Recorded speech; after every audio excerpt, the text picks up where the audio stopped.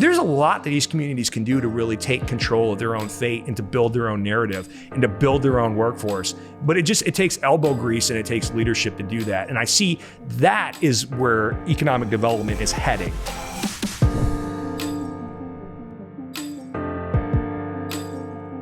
Thanks for tuning in to the Talk About It podcast. I'm Lauren Fulmer. I'm Victor Dantas. And we have another good subject and good time today with a good person, Ken Springer. Ken, how are you, man? Awesome. Thanks for having me on. Thank you for coming. Yeah, looking forward to just chatting with you, talking about different stuff. Knox County Economic Developer is maybe job title, but you got a lot more to that, I'm sure. So why don't you give a little intro of who is Ken Springer? Yeah, sure. So Ken Springer is the name. My title is I'm the president of the Knox County Area Partnership for Economic Development. Been in this region here for about 8 years. Originally, I'm native of Southwest Michigan. Grew up in rural Kalamazoo County. So made my way to Illinois to go to grad school and kind of stuck around after that. So that I did not know you had your roots in Michigan. Oh yeah. Yeah. You talk with me long enough, you'll hear some stuff about Michigan. Man. I love Michigan. I love Michigan. It's I've been 3 or 4 times now. It's I always say it's like one of those undervalued states. Yeah. Like you just think like Detroit, Cleveland. It is a lot of beautiful nature. Really cool stuff in Michigan. Michigan rips. It's like the Colorado of the Midwest.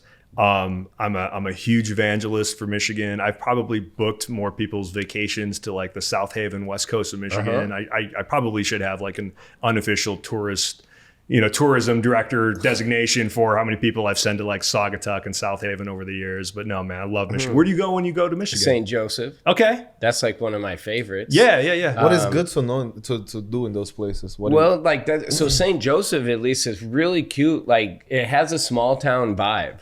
Okay. And then so there's this downtown area that is booming. I mean, shops, rooftop bars, and literally right across the street is Lake Michigan. Okay. And the beach, you can go, set a picnic and have a heyday at the beach.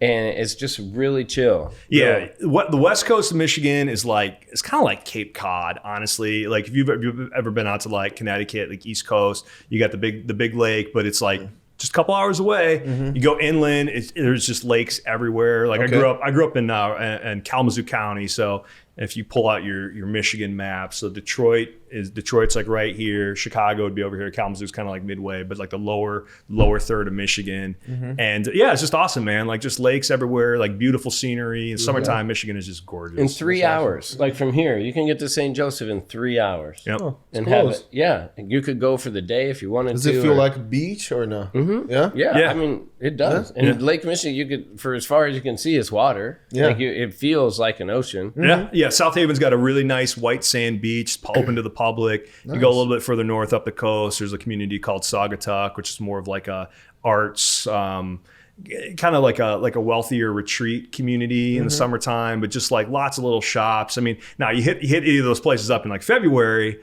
not gonna look the same. Right. Certainly not as scenic in the middle of the gray winter. But right. Summertime in Michigan is gorgeous, and more people should be checking it out. Yeah. It's kind of weird. Like everybody in Illinois either has like a place in Michigan or a place in Wisconsin. Mm-hmm. You ever notice that? Like we're going to one of those two states during the summertime. So I'm definitely on like the Michigan side. Okay. We did. There was like maybe 10 of us, group of guys from high school. We went up I believe it would be like the west side of the state, and we camped and stopped at different breweries. Oh yeah, all the way through. There's tons like New Holland and Founders. There's a ton of them I'm even gonna forget. Bell's. Oh yeah, can't forget Bell's. So I did my undergrad at Western Michigan University in Kalamazoo, which is where Bell's was founded. And it was disorienting for me when I moved to Illinois. Because I moved to Illinois in 2005 to go to grad school, and when I had left Kalamazoo and haven't gone to college there, the local beer scene was just like radically more developed in Illinois. I went from Kalamazoo to Bloomington Normal, and Bloomington Normal at the time when I arrived had one microbrewery, and I was used to like in college, like I just. The town you grow up in, you just assume every place is kind of like that. And like Kalamazoo growing up, it was like every bar was brewing their own beer. Like our hangout in college was a Lord of the Rings themed pizza place called Bilbo's.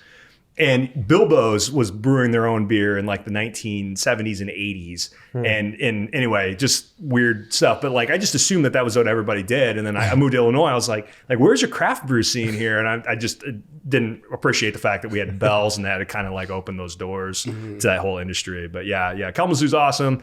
I'm a huge evangelist. If anybody is planning a trip to West Michigan, give me a call. I'll tell you some cool spots to hit. So, I'm going to have to use you for my next one. Because I literally, a buddy of mine's sister lives in Michigan, and she is a flight attendant. But she's been my phone call every time, like, hey, where should I go? What should I do now?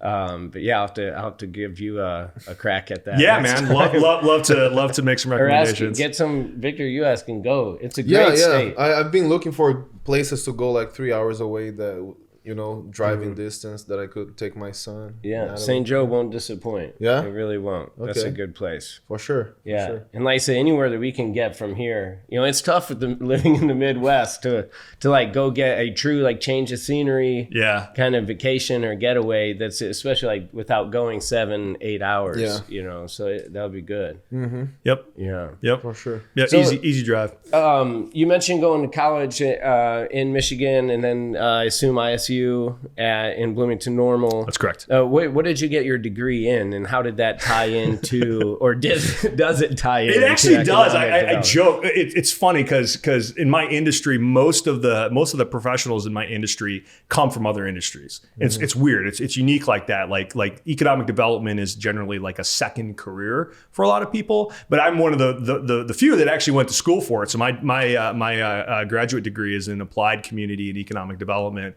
through the Stevenson Center at Illinois State University. So I'm actually a rarity in my field that I studied it and deliberately got into this industry. A lot of people get into economic development. They're like ex-bankers or ex-real estate developers or some sort of parallel track that kind of leads into economic development. But there are a few of us that actually like purposely go to school and get into this industry. What drew your interest?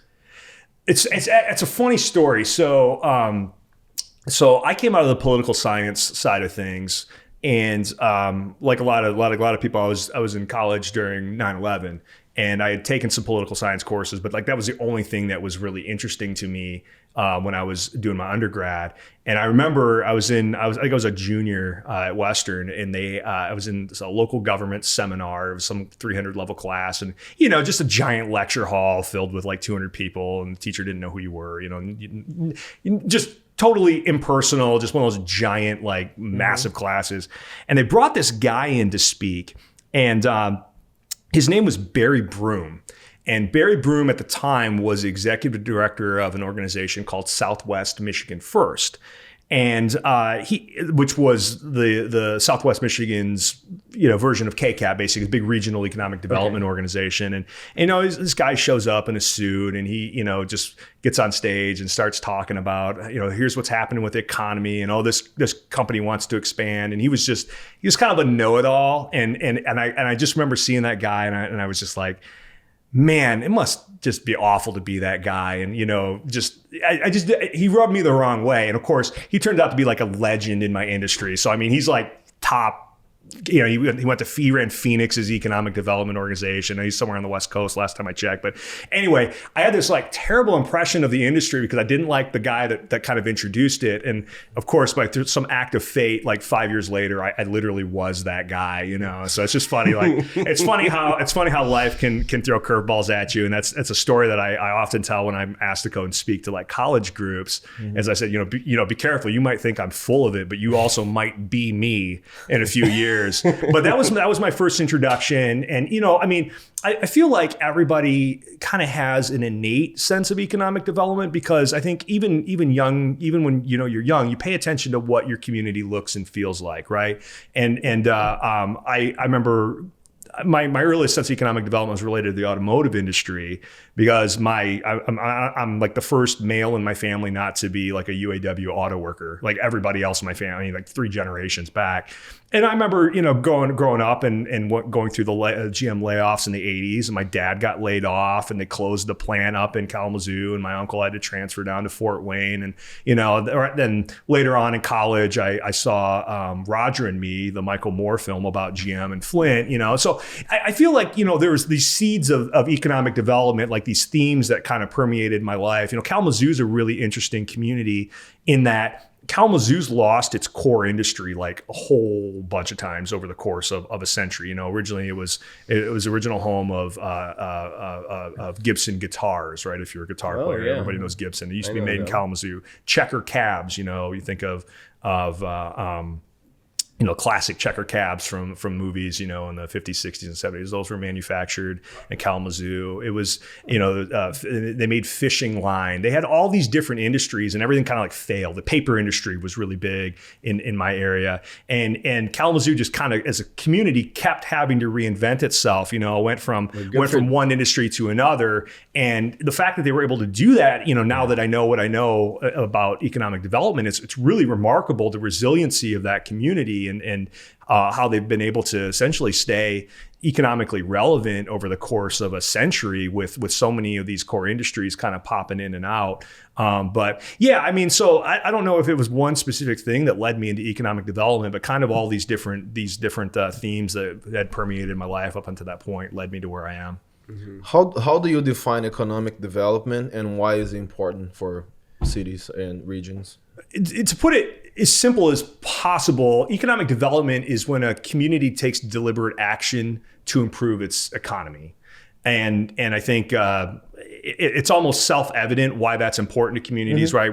We all need jobs. We all rely on municipal services and stuff like that. Well, jobs are kind of a standalone thing, but your municipal services are funded by property taxes. Mm-hmm. How do you get more property taxes? Well, you need more investment in your community, right? So that's the intent of economic development is generally going to be jobs and capital investment. It's interesting though, because my industry has had a change in the last 10 years where this issue of workforce development has become increasingly more important. And so I kind of define economic development a little bit different than the way the conventional industry defines itself. The conventional definition is what I just said, right? Mm-hmm. Deliberate action taken by a community to improve the economy. I think the role of economic development is to balance the supply and the demand of labor. Okay. So think about things that demand labor, right? Job growth, that's a demand for labor. Expanding companies, that's a demand for labor. Well, what about the labor supply? That is where the real struggles are happening in economic development right now in the 21st century is labor supply workforce, right? You have communities like our region here, we're recording this in Western Illinois, we've been losing population for the better part of 4 decades, mm-hmm. right? Our workforce has declined, precipitously since the year 2000. So what happens if you don't have enough workers to fill the existing jobs that are already here in the market, right? Mm-hmm. So that's where the role of economic development is really evolving. You're seeing more people like me getting involved and trying to get more young people to sign up for trade school, right? Or to find ways to find different workforce groups out there. Could be developmentally disabled folks. It could be, ex-offenders, that sort of thing, like these different groups that could be served as workforce. But anything that we can do to increase the supply of workers, because right now that pendulum between supply and demand of labor, there's way more demand for labor than there is supply for labor. Mm-hmm. Wow. That's interesting. Are you talking more about not having enough people or not having enough people qualified for certain type of jobs? Both. It's a great point. So on the raw demographic side, we've just been losing population flat out, right? But also too, there's been innovation in industry and there's big skills mismatches. And part of that was a philosophy that this country had, or large parts of this country had in the 90s and the early 2000s, which was a de-emphasis on vocational or career technical education at the high school level, right? So I went to high school in the 90s, and when I was in high school, they were actively steering kids like me away from shop class, mm-hmm. right? Shop class was kind of like a dumping ground for the kids that weren't going to go to college, and that is completely backwards in the way that this country used to treat vocational ed. It used to be both tracks were equal. You could go to the college route, or you could learn a skilled trade. Both were seen as valid. For some reason, for about 20 years, we as a country really de-emphasized the blue collar trades, and so now you go out and you talk to manufacturers, you talk to other industries that hire students that would have normally had been trained in those vocational programs. They talk about a lost generation. And so we're kind of like backfilling workforce, but also too, there's been change within industry. So like manufacturing, for example, is completely different today than it was 30 years ago, right? I mean, 30 years ago, you're talking the classic like post World War II factory, right? A lot of hands-on assembly. Modern manufacturing today is very computer controlled. It's very clean. It's very safe. It's very technical. I mean, you can see people, work in manufacturing jobs almost wearing like flip-flops, because they're standing there and they're programming a CNC machine. Whereas back in the day, that was more manual labor. And so the skills have had to evolve, particularly for that role in manufacturing. And again, that's where we're having this mismatch, is that we're not training people with the skills that our regional occupations are requiring to grow. And so fixing that is a huge issue. If we can, because from an economic standpoint, a lot of times people think of economic development, you think only about recruiting companies. That's like a small portion of what you do. There's economically no difference between recruiting a company in that's going to create 10 jobs and helping an employer that's already in your community fill 10 jobs that are open up, right? Yeah. It's 10 more paychecks that you're going to have in the community, right? And so we're just at this point. I mean, a lot of it's getting a lot more attention because the workforce challenges were really exacerbated via COVID, right? I mean, we've all heard the stories about how hard it is to find workers. It's getting a lot of attention now, but honestly, like those workforce problems predate COVID in this region, at least by a full 10, maybe even 20 years. It's just now getting some public attention. Yeah. Yeah, it's tough. And just reflecting on my own personal experience, you're going through high school and you're going to college. Where are you going to college? What are you going to study? And that's like you're almost just pushed down that path. And then, I mean, if you think about it, I mean, we have a great couple colleges here locally with Knox and Monmouth College, but for the most part, Sandburg. But for the most part, you have to leave, to go. And then you go and then you meet people and then your odds of returning are small. And so, I mean, even my own journey, I left for a while and I did 11 years. I think I was gone total, but ended up coming back and was fortunate enough to find good employment, and good pay, but not necessarily everyone is that fortunate, Yeah. But yeah, I don't know what our future looks, like I have a 15-year-old and a 12-year-old. I don't know what the future looks like for them, even 7-10 years from now, on what college, or is it as important? I'm definitely not going to be pushing them in that direction. Like I feel like I was, I don't know if college is as necessary as what we were led to believe, if that makes any sense. I agree. And I want to be clear too. I mean, there's absolutely a role for four-year colleges. I would be a hypocrite to say four-year college is important because that's how I got where I am today, right? I mean, totally. Went out and got the degree. But I think what looking down into the future, what I hope to see is a rebalancing of the importance of college track and then the blue collar vocational track, right? You look at our region, again, we're recording this in Western Illinois. We're a blue collar region, right? Food processing, manufacturing, transportation, logistics, these, healthcare, these are the real industry drivers. There are some requirements there's some staff that are going to need to have 4-year degrees, but the bulk of the employment for those industries just needs to be skilled vocational blue collar employment. And that's completely okay. There's a role for our region in the 21st century as a skilled blue collar region. We just got to make sure that we are really connecting that pipeline of talent to our industries and making sure that our young people are getting the right skills to be competitive 20, 30 years down the road in these core industries. So, as far as moving forward, I want to see more young people getting engaged in career technical education. Even if you end up going to college, what's it going to hurt you to learn how to weld for a semester, right? Or learn how to do a little CNC program or culinary arts or construction, right? Or health sciences. Those are real skills that you can learn while you're in high school. And yeah, if you decide I got to go to a 4-year college, that's not my path. It doesn't harm you to have some of those skills to fall back on, just in case college doesn't work out. Because college, unfortunately, doesn't work out for everybody. Not everybody completes it. Right. And student debt levels are, getting getting bad. And that even goes, and I was laughing when I asked you, like, what'd you get your degree in and is it relevant? I mean, so many people we could talk to about, they got their degree in blank, and it has nothing whatsoever to do with what their field is. That's very common. And I think that's one of my biggest concerns. I mean, for my children or for anybody, if you don't know, like there's so many people that get pushed into this college direction, they don't have a clue what they want to do. And that's where I would encourage someone like that. Like, maybe slow down. Maybe just go pick up a trade and spend some time as a young adult and find what it is that you want to do. Yeah, and then maybe you identify, once you do that, you identify the career that you want to go after, and then you can go to school with go and chase down that certificate or whatever you need, with some background, right? A couple of years in the field. Or with a purpose. Yeah, with a purpose. And it's so interesting, get back to the workforce thing.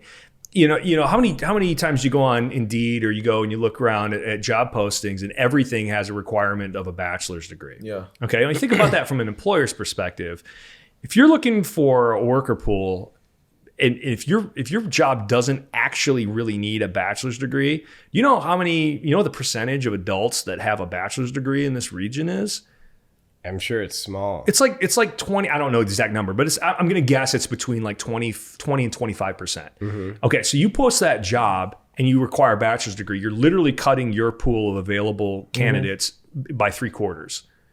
Do you really need the bachelor's degree for that? That's why I've been seeing more and more companies start to realize, like, well, what if we just put, or equivalent experience or whatever combination of experience and education necessary in order to be able to do the job? Because I think, again, that was one of those trends that 10, 15 years ago, every job post out there had require a bachelor's degree. And it's just like, okay, you're just cutting your pool of workers, in half. I remember getting out of school and I wanted to get into sales. I've always been told, like, Lauren, your personality, you'll be great at sales. And so I started looking for sales jobs, and everything wanted 3 to 5 years sales experience. And I'm like, how? Just got out of college. Yeah, I'm like, how on earth can I get the experience if everyone wants 3 to 5 years? So I finally, in one way or another, I think we've all been in sales. I mean, for me, like, I moved as a young kid to different schools. I was in sales right then. I mean, I had to, convince you I'm cool and worth hanging out, or, whatever. Yeah. Serving tables, that can be and should be sales. Yes. You don't come and say, what can I get you to drink? You say, hey, today is our, $5 margaritas, and we're also known for our blank. Can I start you off with some onion ring? I mean, it is sales if it's the right mindset. Selling yourself itself is sales. You go into a job interview, you need to be good at sales, otherwise you cannot even sell yourself or introduce yourself. Right. And so your point, you said we were losing population, but do you think that we have enough people that would even want to go to trade school? And do you think that a good route or a good way to think about solving this problem would be bringing internationals, immigrants? I ask that because, those large businesses that we have around that are labor intensive, the 95% of people that work there are North Americans. Right. And I can definitely tell you, if we're lacking plumbers, if we look outside of the U.S., we'll find thousands of plumbers that would like to come to Galesburg and be happy here making $20 an hour or whatever it is. But I just think it's hard to find people that wants to go that route, even more than not having enough people. Does that make sense? Yeah, I think part of it is well, to address your point about immigrant populations, like absolutely, like vital to the health of this region, vital to the health of the United States, period, underline that for sure. Actually, I was at a conference earlier this summer, and we were talking about, we had a session on workforce, and there's a company called Flex and Gate. If you know Flex and Gate out of Champaign, Shad Khan, owner of the Jaguars, that's one of his companies. And anyway, they had some success in the summer of 21. They were able to find a pocket of Afghan refugees that had fled Afghanistan following the U.S. pullout. And this company, Flex and Gate, really rolled the red carpet out for this immigrant group. They helped them kind of acclimate to the United States. They found a translator that spoke Pashtun, and they basically brought on to this manufacturing company this group, I think it was about 30 of Afghan refugees, and they've become like a core workforce block within the company that had really, really good success with it. And so I think companies are definitely open to that. Just not every company is equipped or understands how to effectively recruit within immigrant population, stuff like that. But I think you're going to see more and more companies embracing that and finding ways to, we call them like hidden workforces. I mentioned developmentally disabled population. There's a number of companies in the region that hire folks from the DD side to do jobs and stuff like that. So I just think companies are going to get a lot more creative in terms of finding workforce. But to your point, as far as do we have enough people to really recharge the trades? I think we do. I think a lot of it though, it's a community and cultural attitude, and that's what you see my organization doing. So we don't directly train people, but we work with the entities at the high school and community college level that do train, and we really just try to promote that as much as we can, because I believe where our region really got off track was, again, that dead zone in the 90s and the early 2000s, where we were prioritizing four-year college, sending our best and brightest away to get educated, and they never came back. De-emphasizing the vocational trades, which is really the core of our workforce that supports our region. And so I just think if we as a community, as a region, we start to realign our values and we start to treat the kid that is an excellent welder in the same way of so and so got a full ride scholarship to Purdue or whatever, if we start to put those two things on par again and treat them both equally, I think we will see a resurgence not only in our workforce but then in our regional industries, and we will be a much stronger economy. What do you do in your day-to-day, like in the office? What do you do? and how can you measure the success of economic development in an area? Sure, that's you hit on one of the core issues that faces my industry. So the traditional ways of measuring economic development are job growth and capital investment. We talked about both of those earlier. Job growth is self-explanatory. Capital investment underpins your municipal services, your libraries, police, fire, schools, all that good stuff, right? Those two things are very easy to quantify, right? So on a day-to-day basis, myself and my team, we work with companies, and the company might be needing some assistance expanding, right? They're gonna spend $4 million. They're gonna create 30 new jobs. Those are really easy numbers for us to write down on the score sheet. In fact, you look at how my organization's measured at the end of our strategic plan, that's specifically what we're measured on: jobs created and then capital investment. But this workforce stuff is a little bit harder, right? It's more nebulous, right? Also too, when you get into community quality of life, housing, some of these other issues that are really, really impactful for economic development, they're tough to measure, right? Workforce, I don't really know. I think the best way to measure workforce, honestly, is enrollment in vocational programs, both at the high school and the community college level. That's something that's trackable, so that there's a way to quantify that. I think long-term on quality of life type issues, you would want to see population growth happen. For us in this region in Western Illinois, we'd first need to see population loss stop before that could be reversed. But that is probably a 20-year minimum, time frame. I would like to see us turn around this workforce thing within the next 10 years. And I believe we really have got to get moving in order to do that, because if the workforce base and the population continues to erode away, then you start to run into trouble, right? When you start to lose taxpayers and they're not paying back into the system, right? Then you start to have some of those challenges with your cities and your counties. But I think it's solvable. I think that, the beauty about this workforce development stuff is it's all within our own power, right? It's about changing community attitudes. It's about linking our employers with area education. We don't have to wait for the state government to allow us to do that. We don't have to wait for federal policy to change. That's just somebody picking the phone up and making connections. And that's something that economic development is pretty good at doing. What's the main reason we're losing population? Would you be able to name the top 3 reasons? Well, I don't even want to. That might be more of a question for a historian or. If that's too deep, it's okay. I've had an opinion on this, anyways, and it's not even a local issue. The state itself, Illinois, has lost.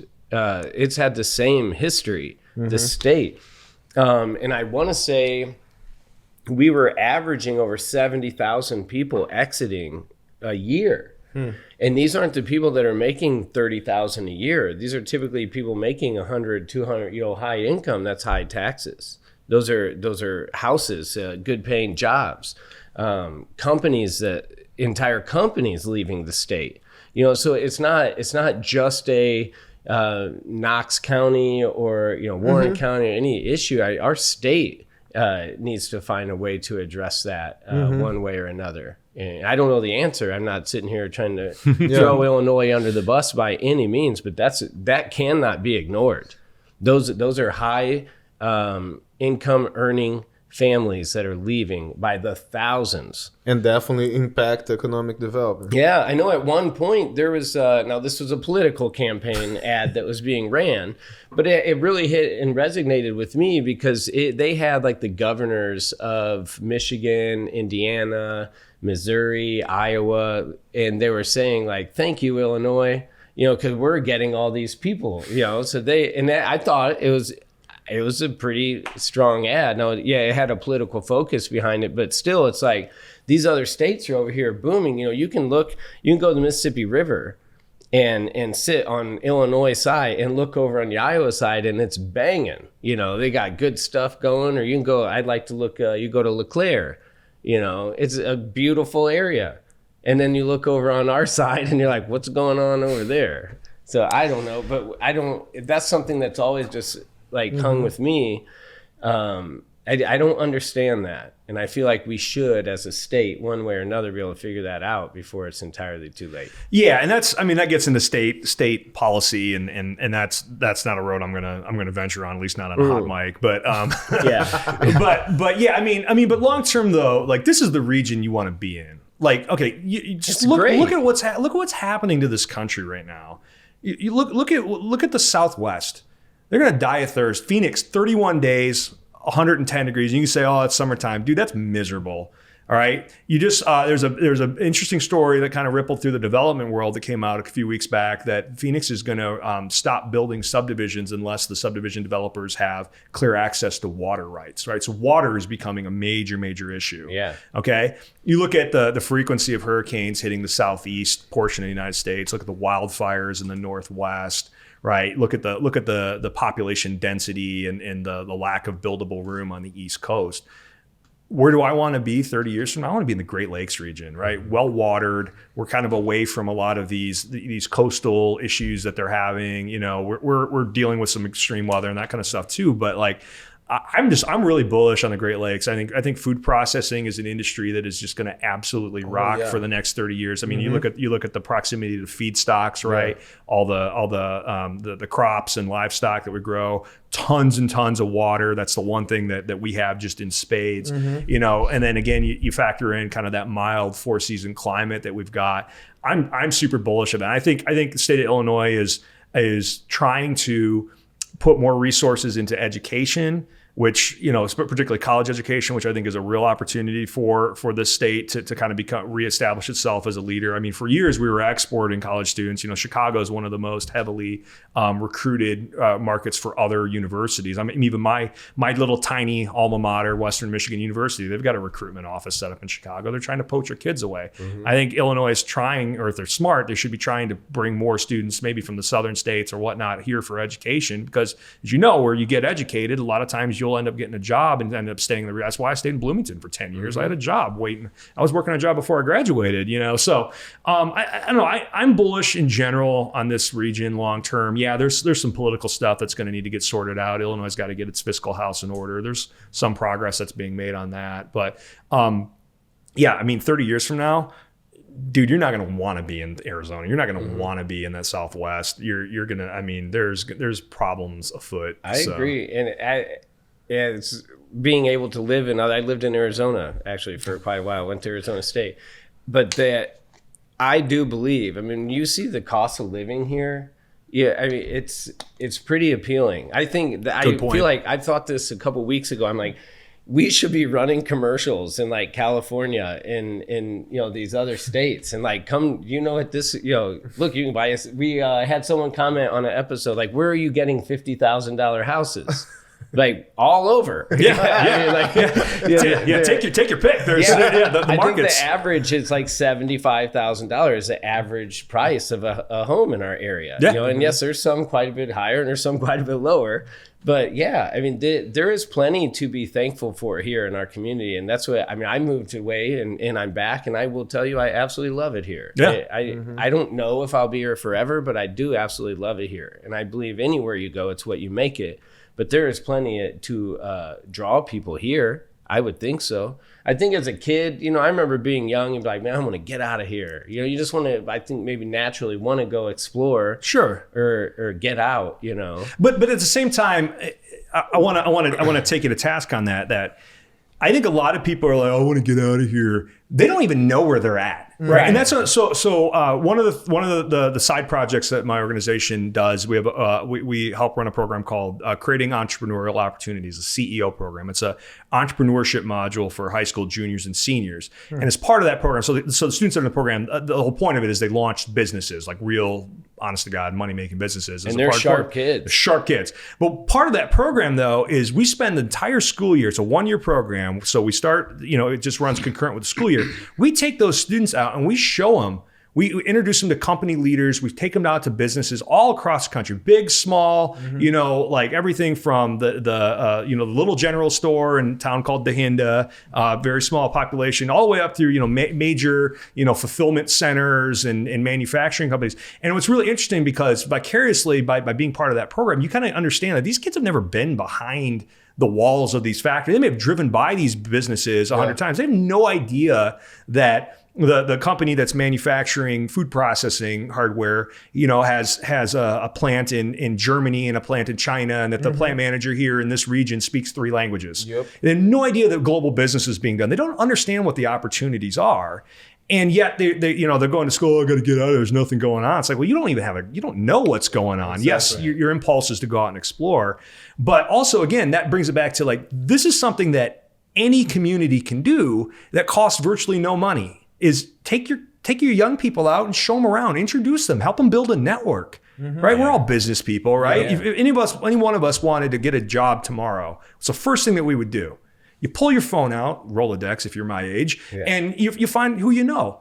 People, right? Connections, networking. What are we doing in our K through 12 education system to teach our kids how to network? Nothing but that CEO program. CEO program. Yeah. And Galesburg used to have a program called the Great Galesburg Shake. But I would venture to guess that most community schools aren't doing anything to teach their kids how to network. Or they're not doing it in a formalized way.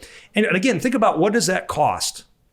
Somebody's got to pick the phone up and be like, hey, CEO X, can you come and talk to our students at the high school Y?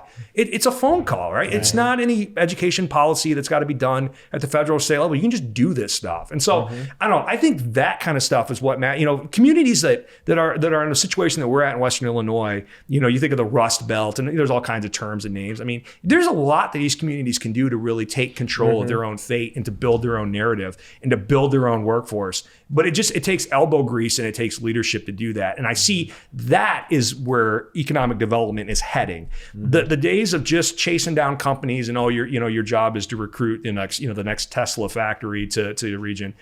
Those days are largely gone. There's still some of that happens. It's largely bigger communities that with a lot more assets that are competitive in that. For communities like ours, kind of smaller rural communities, this is the stuff that we've got to be putting our eggs into. We got to be looking at our housing market, right? Yeah, we've got housing affordability. Are there gaps, right? What kind of cultural, community, amenities are there? It's great if we're able to attract somebody that wants to come and move to the community, but how do we keep them here, right? What civil society things can we develop that are going to make our community sticky, right? How can we get less of our really smart high school seniors to go away to college and not come back, right? Like we want to avoid that. We want it's fine if you want to go away and get education, but here's your network, right? If you're going to go and you're going to get an accounting degree, we better make sure that kid knows 4 CPAs or 4 different firms so that they can call them when they get done with their degree. So it's that kind of stuff. And that's in our hands, right? That is something that anybody can do for almost no money. It doesn't cost anything to do that. And we always talk about networking here. I mean, people is the only source of information. If you don't know anybody, you will not know anything. Yeah, literally. Now you either read a book, you watch a video of someone, or you meet someone in person to get information. Right. There's no other way. Yeah.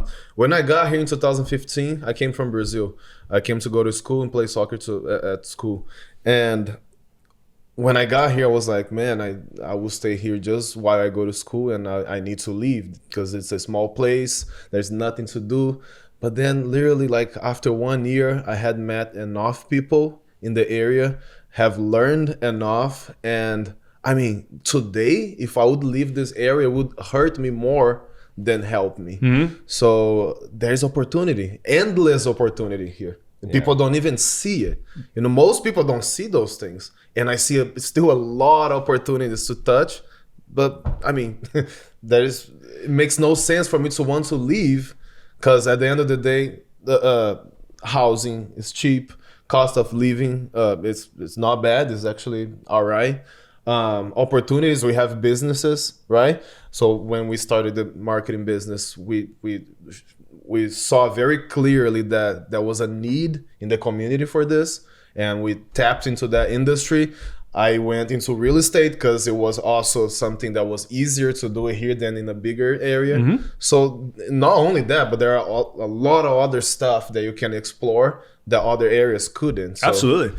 Yeah. I have every now and then I get called in to present to like college students or young people. I've done a little bit of like teaching at back at ISU, and I that's a point that I always just would drive home to young people. I'm like, I get it. Like if you're 23 and you're single, like, okay, there's definitely benefits to being in a bigger market like Chicago, that kind of thing. But at the same time, there's also humongous advantages to working in smaller communities. You are going to get so much more experience so much faster by working in a smaller area, because there's not as many professionals to have that division of labor, right? I used to joke, like I think I got a real like head start in my career, you know, just by starting in a smaller market. Now, Bloomington Normal to us here is a much bigger market, but it's not a huge market like Chicago or Austin or Seattle or whatever. And as a result of that, I think I got the opportunity to do some things that had I started my career in Chicago, I probably wouldn't have had a chance to even dip my toes into until 6, 7, 8 years into my career, where it's stuff that I was doing in year 2. Right. And so I often talk, when I have a chance to talk to young people, I'm like, there's tons of opportunity. You need to network, and you need to know what's here, and we can help our young people do that. I think that's a really important thing for us to do. I forgot about the CEO program. That's such a great program. I've gone and spoke to some of those students a couple of times. That's awesome. Yeah, and like you see these kids, and you're like, man, that, you know, they're presenting their businesses, and you're like, dude, that is a sharp, like, great idea. And they're like 16 or 17, 18, you know.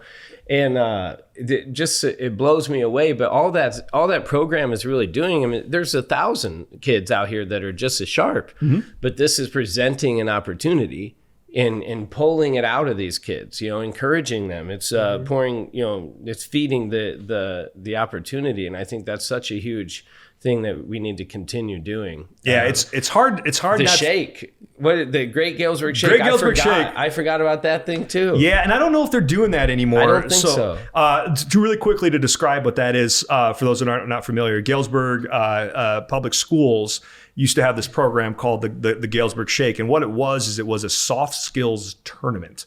And students can compete. I think seventh graders up through like juniors in high school. So it's kind of like 7th to 10th grade.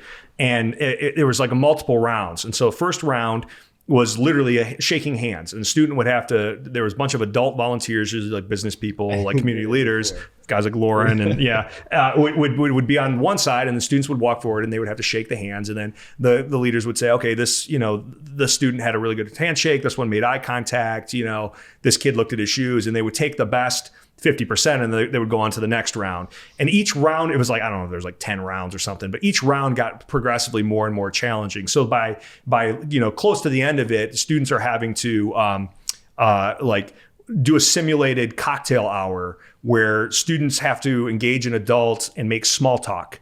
And then, you know, you'd have community leaders that would pair up with students, and they would have to have dinner together, and the students would have to like keep the conversation going and ask relevant questions and, you know, be interested in what the adult was saying, and then the adults would like grade them. And so each round it got like harder and harder, and then by the end, like the very last rounds, like students were being asked impromptu to give a presentation about, you know, what their favorite thing is about living in the region, or, you know, just these like public address kind of things. And so by the end of it, you know, you'd have students, and it was like a big deal. Like the students that won the Galesburg Shake, like they were like rock stars. But the whole point of it was one of these forced interactions between adults in the business community and young people in education. It was a chance for them to make connections. It was a chance to work on soft skills. It was an awesome program. It was, I think it was a couple teachers at Galesburg School developed that. They ran, I'm not sure if they're doing it anymore. I know they did it up until COVID. I'm not sure if it continued past COVID, but it was always a really neat thing. And like, you'd see some of these kids and it's hard to like, not compare like where you were at that age, you know. I mean, I'm talking to these CEO students and they're launching these businesses, they're selling their businesses, you know. They've not only developed a product, but they're selling it off, you know, to equity investors. And I'm like, man, I was your age. I was like eating Doritos and playing Doom, you know, like I wasn't doing anything productive like that when I was your age. So I don't know, it gives you hope for the future. Absolutely. Yeah. How did COVID impact economic development in the area? In the area, we weathered COVID pretty well. We had a few business closings, a couple of restaurants lost, but per capita wise, we did really, really good through COVID. We actually, Galesburg was really weird. We actually had retail sales growth through COVID. Not much, but most communities around the state were just like hemorrhaging retail sales, and we, for some reason, we were steady. So I think we did COVID pretty well. COVID though exacerbated the workforce problem that our region already had.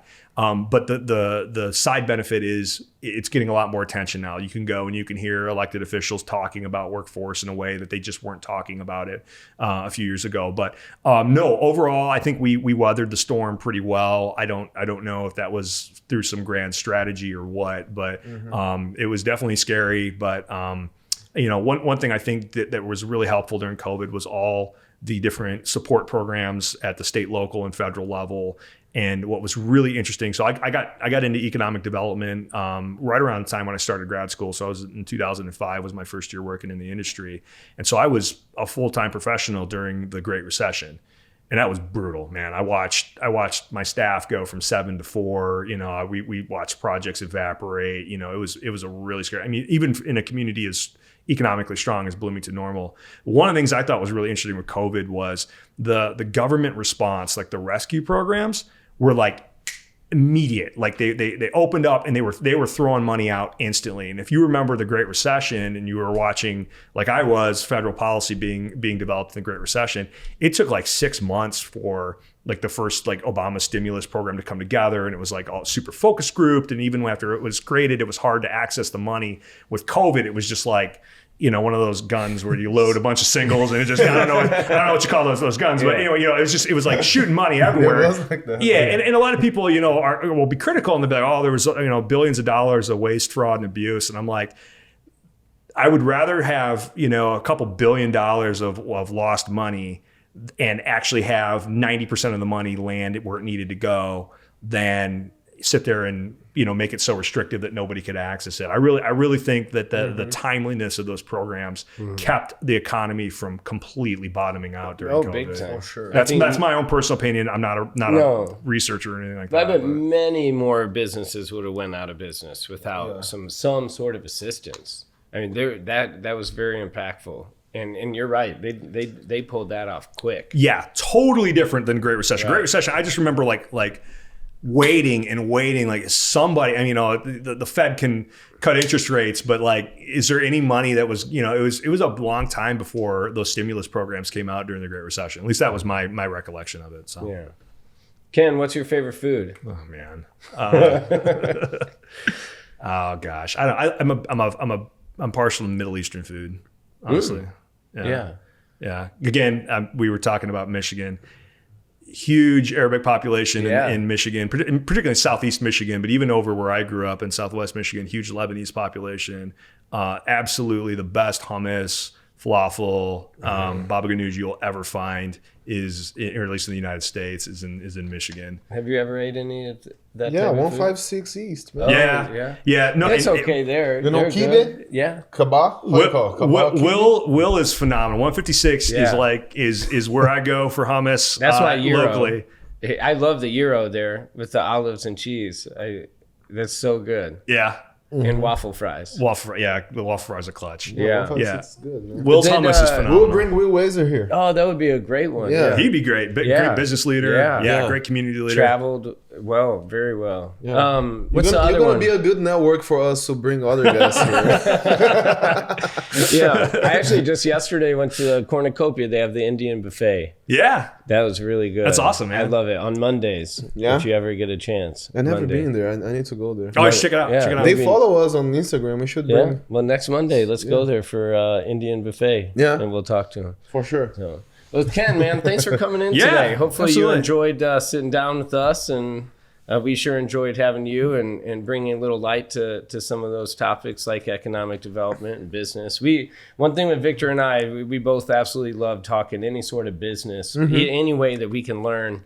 And hopefully our listeners, you guys enjoyed that as well. But thanks again, Ken, for coming, man. Yeah, thanks for having me on. Thank you All right, very much. Ken man. Springer on the Talk About It podcast. This is Victor Dantas. I'm Lauren Fulmer, and we'll see you later. See you guys next week. Thank you for watching this episode of the Talk About It podcast.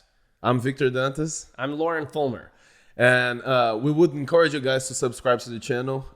And don't forget to hit the bell.